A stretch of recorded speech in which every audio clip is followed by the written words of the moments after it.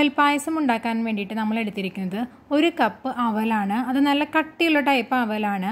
അതൊന്ന് നന്നായിട്ട് കഴുകി ഒന്ന് പൈപ്പിൻ്റെ താഴെ കാണിച്ചാൽ മതി. അതിനുശേഷം ആ വെള്ളം ഒന്ന് ഊറ്റി വെച്ചിരിക്കുന്നതാണ്. പിന്നെ നമ്മളതിൽ വെള്ളമൊന്നും ചേർക്കേണ്ട ആവശ്യമില്ല കേട്ടോ. പിന്നെ 1 കപ്പ് ബ്രൗൺ ഷുഗറാണ് എടുത്തിരിക്കുന്നത്. പിന്നെ എടുത്തിരിക്കുന്നത് 1 ലിറ്റർ പാലാണ്, പശുവിൻ പാലാണ് എടുത്തിരിക്കുന്നത്. ഇത്രയും സാധനങ്ങൾ വെച്ച് നമ്മൾ പാലട പായസം ഉണ്ടാക്കില്ലേ, അതേ മോഡലിലാണ് കേട്ടോ നമ്മൾ ഈ അവൽ പായസം ഉണ്ടാക്കുന്നത്. ഇനി ഒരു കുക്കർ വെച്ചിട്ട് അത് ഹൈ ഫ്ലെയിമിലിട്ടിട്ട് അതിലേക്ക് 1 ലിറ്റർ പാൽ ഒഴിച്ചു കൊടുക്കാം.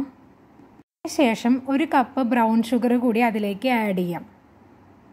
ഇവിടെ പാലെടുത്ത അതേ പാത്രത്തിൽ തന്നെ 1 കപ്പ് വെള്ളം കൂടി ചേർത്തിട്ട് അതും കൂടി ഒഴിച്ചു കൊടുക്കുന്നുണ്ട്. അതിലേക്ക് 1 ടീസ്പൂൺ നെയ്യ് കൂടി ചേർത്ത് കൊടുക്കാം. നമ്മളിവിടെ ബ്രൗൺ ഷുഗർ ചേർക്കുമ്പോൾ തന്നെ നമ്മുടെ പായസത്തിന്, പാലട പായസത്തിൻ്റെ അതേ കളറ് കിട്ടും. നമ്മൾ നോർമൽ ഷുഗറാണ് ചേർക്കുന്നതെങ്കിൽ കുറേ നേരം ഇളക്കിയതിന് ശേഷമാണ് നമുക്ക് ആ കളറ് കിട്ടുക. ബ്രൗൺ ഷുഗർ നന്നായി മെൽറ്റ് ആവുന്നവരെ നമുക്കൊന്ന് നന്നായി ഇളക്കി കൊടുക്കാം. നമ്മളൊരു 5 മിനിറ്റൊക്കെ ഇളക്കി കൊടുക്കണം.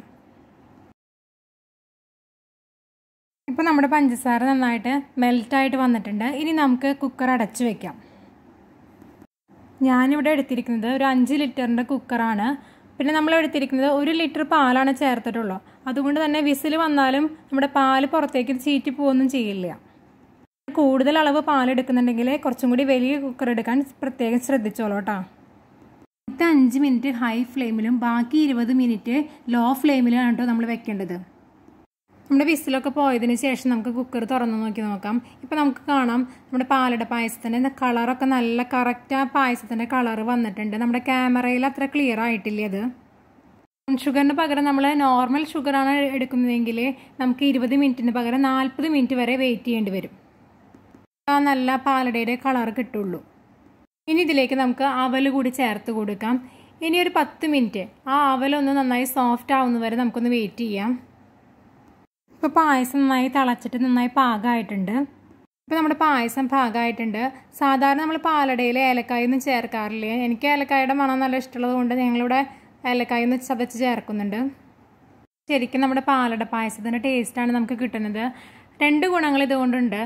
ഒന്നാമത് നമുക്ക് അട മേടിക്കേണ്ട ആവശ്യമില്ല. അതുപോലെ തന്നെ നോർമൽ പാലടയാണെങ്കിൽ നമ്മൾ കുറേ നേരം ഇളക്കിക്കൊണ്ടിരിക്കണം. ഇതാകുമ്പോൾ ഒരു 10 മിനിറ്റ് നേരം നമ്മൾ ഇളക്കിയാൽ മതി.